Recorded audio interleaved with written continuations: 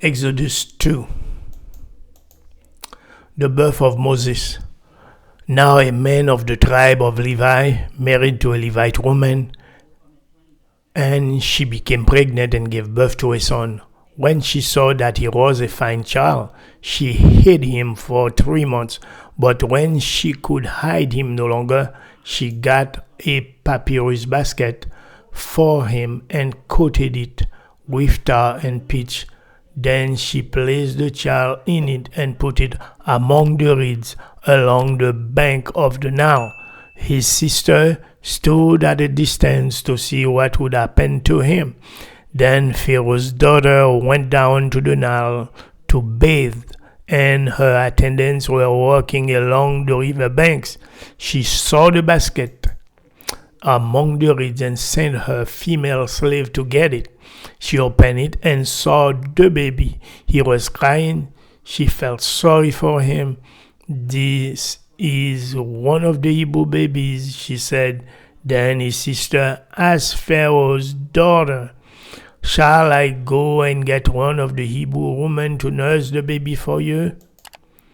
"Yes, go," she answered. So the girl went and got the baby's mother. Pharaoh's daughter said to her, "Take this baby and nurse him for me, and I will pay you." So the woman took the baby and nursed him. When the child grew older, she took him to Pharaoh's daughter, and he became her son. She named him Moses, saying, "I drew him out of the water." Moses flees to Midian. One day after Moses had grown up, he went out to where his own people were and watched them at their hard labor. He saw an Egyptian beating a Hebrew, one of his own people. Looking this way and that and seeing no one, he killed the Egyptian and hid him in the sand. The next day, he went out and saw 2 Hebrews fighting. He asked the one in the wrong, "Why are you hating your fellow Hebrew?" The man said, "Who made you ruler and judge over us? Are you thinking of killing me as you killed the Egyptian?" Then Moses was afraid and thought, What I did must have become known. When Pharaoh heard of this, he tried to kill Moses, but Moses fled from Pharaoh and went to live in Midian, where he sat down by a well.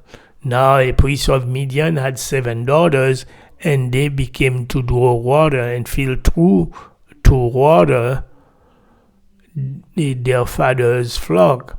Some shepherd came along and drove them away, but Moses got up and came to their rescue and watered their flock.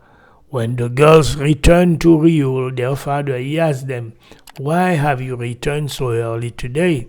They answered, "An Egyptian rescued us from the shepherd. He even drew water for us and watered the flock." "And where is he?" Reuel asked his daughters. "Why did you leave him? Invite him to have something to eat." Moses agreed to stay with the men. He gave his daughter Zipporah to Moses in marriage. Zipporah gave birth to a son, and Moses named him Gershom, saying, "I have become a foreigner in a foreign land."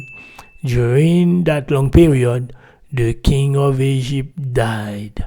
The Israelites groaned in their slavery and cried out, and their cry for help because of their slavery went up to God. God heard their groaning, and he remembered his covenant with Abraham, with Isaac, and with Jacob. So God looked on the Israelites and was concerned about them.